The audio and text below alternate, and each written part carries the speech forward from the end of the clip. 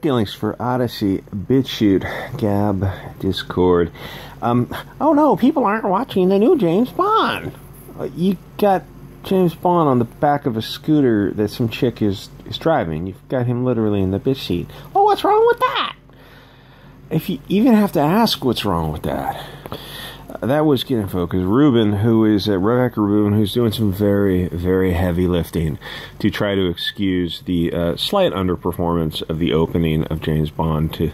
It's just a complete mystery why the boomers aren't seeing it. She says the audience is primarily boomers. Maybe not. Why they are not seeing this film and they're seeing other films. Yeah, total mystery. Total freaking mystery.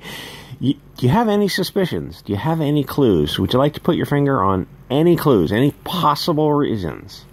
That's the funny thing about the left, is they have so many elephants in the room full of minefields of haram topics that they just can't talk about.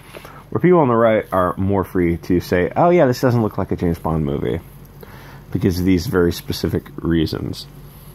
Insert the Nicolas Cage meme of "you don't say." So James Bond, but with unicorns and sparkly vampires. Let me be clear. Hollywood needs to be less diverse and inclusive. Films would be better if it was a bunch of British men spanking their secretaries. Just non-stop, I better say, correcting women for the filter, and then kissing them afterwards. Take the most ridiculous stereotypes of the 1960s. Women in bikinis and crossbows with silly names and like portable jetpacks and micro jets and submarines. It's just the silliest silliness of that era, which made them what it was. Awesomeness. Just pure awesomeness. What if you made a throwback movie? Not a parody, but just a film set in the 1960s film universe. Note, I didn't say the 1960s. Because films were never set in the real universe. They were always set in a Hollywood interpretation of a universe. It's all a lie. Film itself is mostly a lie. You may as well make it as an enjoyable a lie as possible instead of the cancer that we have now. One way or the other, we're going to get propaganda from some cocaine-sniffing Epstein, Weinstein, perverted degenerate type. At least 1965 Thunderball was fun propaganda where the modern globalist queef has a not conventionally standard-looking James Bond female character, Pox, riding a bike, which has James Bond sitting behind her, like a total bitch, because that's the role of James Bond, which I suppose represents the West in general, a globalist filmmaker directing the Pox to drive the vehicle, while the Englishman sits back like a complete and total bitch. What could go wrong? Oh gosh, Bond underperformed a wee bit. Who saw that coming? Yeah, people are tired of being anally raped by woke globalists. What do you mean? What's woke about the film? The thing is, if you have to even ask, then we're not on the same page. We're not even in the same book. We need hot, skinny blondes. But that's not diverse. Yes, it is. A sexy Swedish girl is diverse from an Englishman. In fact, two English people can be diverse from each other. Diversity to Hollywood just means Pox, Wox, BLT, translation, black girl who abhors heterosexuality. How will this help us sell more burgers? Burgers? So I hear the Milk Toast YouTube reviewers who, they're also very, very tired of this cancer. And, you know, keep in mind what they say on YouTube is not what they would say in private. And they hem and they haw around the topic, basically saying that, yeah, they love diversity, but it just needs to be done right. And this actor wasn't right for the role. It's okay to just say that you want to see English people in an English show. That is so easy for me to say. But it seems impossible for the moderate right normies to even comprehend such a thing. Think about it this way. Compare older films to modern ones. Why did the Disney Star Wars feel so off? Why did it feel just wrong? It just felt wrong. Because of the insane diversity. It looked like it was filmed by grabbing a bunch of actors off the streets of L.A. That is what every Hollywood film looks like. A standard LA film of just people who you see walking around. You are guaranteed to have a few black girls with the 1972 fro and a few purple-haired Admiral Holdo type weirdos. It looks like San Francisco or Berkeley. It destroys the willing suspension of disbelief. It's the equivalent of Shakespeare, but with Africans instead of English actors. Like, that's actually, they just recently did that. And, you know, like, I don't blame the actors who, they're just kind of tools in these puppet masters' hands. It's like, it's just a gig to them. But that's okay when it's a play to sell to a virtue-signaling woke San Francisco crowd.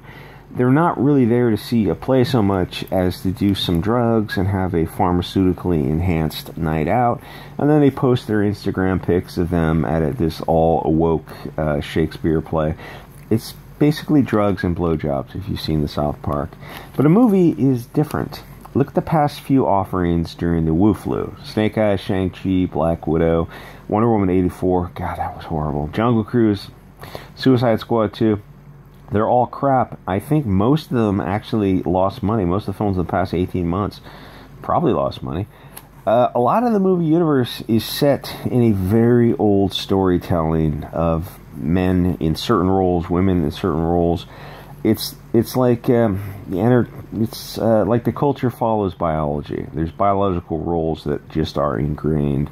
And there's a huge component of nationalism, which I know I harp on, but it's so important.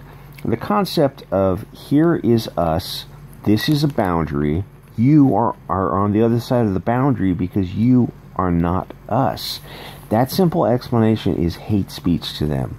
The concept of male, female identity, and the right to exclude is why I don't see smooth sailing for future films, comics, streaming shows, or even conventions, or a lot of things, because there's a hard schism between globalism and nationalism. You're going to have people who are going to self-censor to fit some Soros rule book. You know, there's be some blue-haired political commissar looking over their shoulder with the woke fish mouth. If you remember Big Red, that was like wokeism like 6 years ago. I don't know what happened to all those people. The Anita Sarkeesian types with the fish mouth.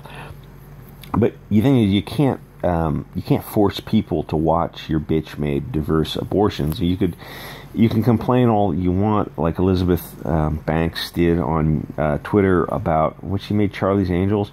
I haven't even seen Charlie's Angels yet, the new one, which I heard it wasn't bad, but it's like people went into the movie thinking like Star Wars Solo. They're talking about like gay robots or something, or like Lando is pan robosexual, and you had these people who were not studio heads, but they're giving these interviews and they're just saying the most insane things, and people don't realize the power of a small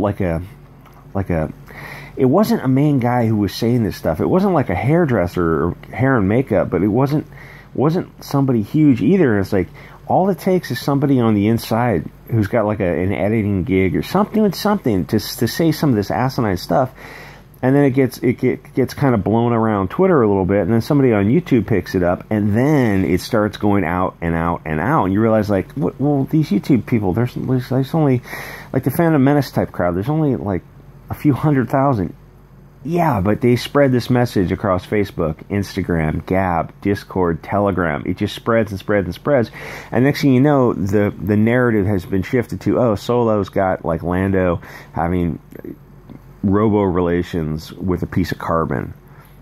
Like, that wasn't really the film. It was like they're talking about robo rights and stuff. It's like that was a second in the film, and it wasn't exactly played for a laugh, but it wasn't played for anything that you would take seriously, because it's a robot. It's just a programmed thing. And like, there was one joke about the robot saying they make it work, something like, or the droid, sorry, mixed universes. The droid saying they make it work, and it works. It's like, it was just a throwaway line, but that one guy who gave that interview started to tank an entire movie, and like literally cost the movie, I don't know, $500 million or more. And a movie that was like, it wasn't as bad as people made it out to be. It wasn't great, but it would have made easily $500 million more just because one script editor got on Twitter and started running his mouth about the movie.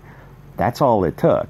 That's how powerful the network is of people, because then you got people on like who are on the left and they're writing articles and they're trying to say, oh well, we need a pansexual Lando. And it's like that's the worst thing you could do would be to keep adding oxygen to the fire, because then you got more YouTubers who are picking up these articles and they go, oh see they're gonna make a pansexual Lando. And I know that like the anti-Comicsgate crowd, the anti-Phantom Menace crowd have a lot to say on this. I won't name names, but it's like they're not blowing it out of proportion. It's just a story that is blowing itself out of proportion. And these YouTubers, they make these videos and like, oh, that video made me $17,000 for exaggerating some rumor about Solo. It's like, hey, go get that money. I don't blame them at all. I mean, knock yourself out. YouTube is infotainment.